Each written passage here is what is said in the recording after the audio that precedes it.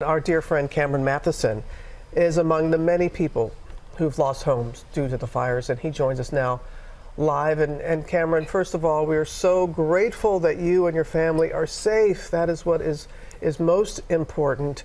And just, can you share, Cam, your emotions this morning with us?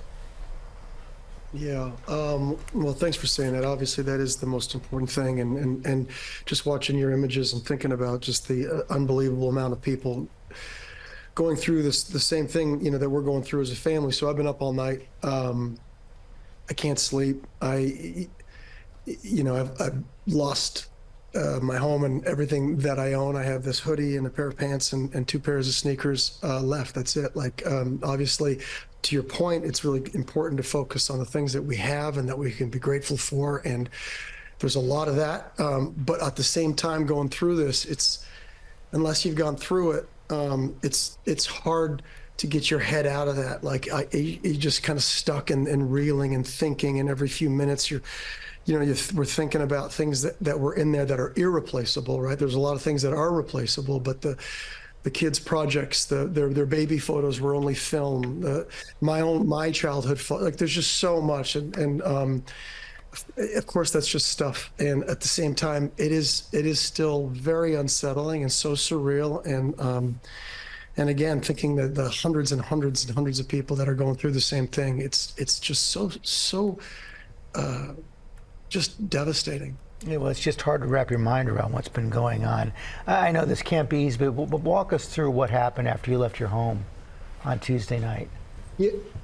Yeah, so I had actually pulled out of my house. I was going to dinner in Pasadena, live in Altadena. This is the Eaton Canyon fire, guys. And I'm going down the hill, and I see we're right up in the mountains, and I see on the hill, I see this little bright spot. I think, saw that Eaton Canyon fire begin. I mean, it was just a tiny little blip, and I was like, oh, that's not good. And I went down to Pasadena, and I was having dinner, and my phone started blowing up, and obviously it caught and spread so quickly with the winds, like you guys have been reporting. And I raced back home, and I put a bag together with what I'm wearing and et cetera. And I left to come and stay at an apartment here in Pasadena with my daughter and her mom. And then as we're watching the news, I realized this could be bad. And so I went back up into the smoke and the fire, and I got passports and birth certificates and whatever photo albums I could get, and came back down. And then later in the morning, around 5 in the morning, we saw the reports literally from our block, watching houses around that we recognized burning to the ground,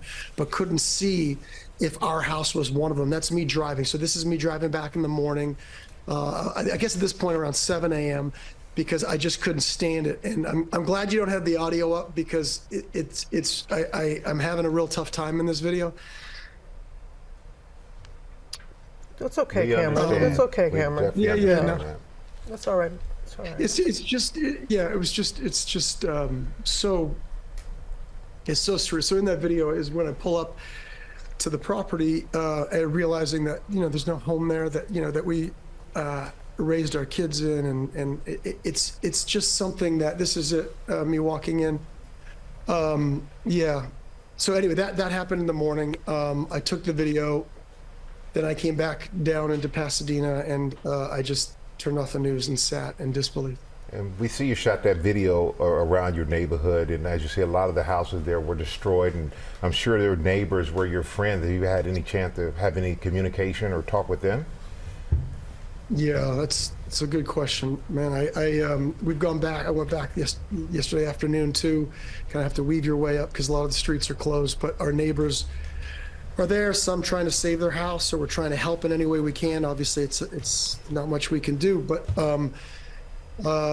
our block and my immediate neighbors, like we've seen in the Palisades, this being Altadena, is completely decimated, like completely, as if nothing's been built. It's so outrageous. So many people with so much loss, and our neighbors are coming together in every way that we can, supporting each other, and also trying to help people that still have their homes.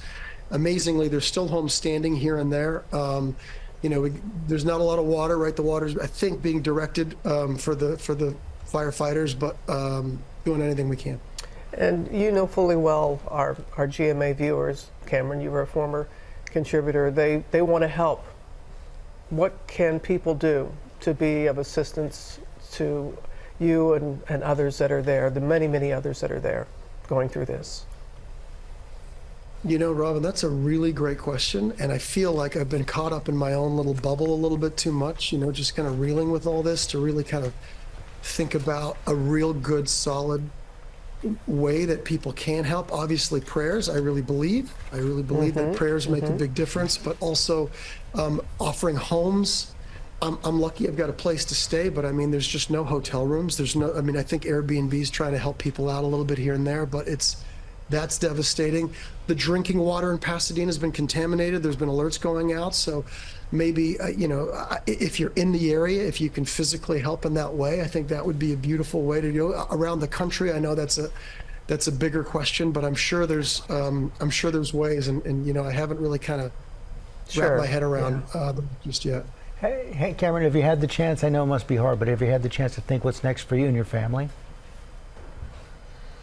Well, I'm kind of that way, George. Like I sort of try to focus solution. You know, I try not to kind of get stuck in what's happening in the moment. I try to, like, obviously acknowledge and accept, but also move on and be like, okay, this is happening. What are the next logical steps for me? This sort of helps my mind have a little bit of peace with this. So, you know, for us, it's rebuilding. For us, it's talking to insurance. For us, like I said, also helping others, like really trying to get out there and see what we can do for other people going through this, for other families. I mean, the hundreds of families, but you know, we're staying close and connected as a family with my kids. My son's in school in Europe. My daughter's in France, but she's here currently, but heading over. And so we're just taking those steps. We're talking with our, I know it sounds silly, but we're talking with, you know, we worked on this house in every detail. This was not just a house. This was every single corner and tile and light fixture was picked out through the over a decade and a half that we were there. And so we're talking with our, you know, people that have helped us build the house and rebuild it, and we're making plans and visualizing and trying to remember in our hearts that this is going to be rebuilt, and we're going to be back, and we got this. And just taking little baby steps in the moment to kind of head in that direction, I think, is super helpful for us. Maybe a little too much too soon, but in a way, I think it's more just helping us mentally. Well, you're going to help a lot of people by sharing your story as well, Cameron. Thank you for coming on this morning. We were thinking of you. Love you guys. Thank you. Love you.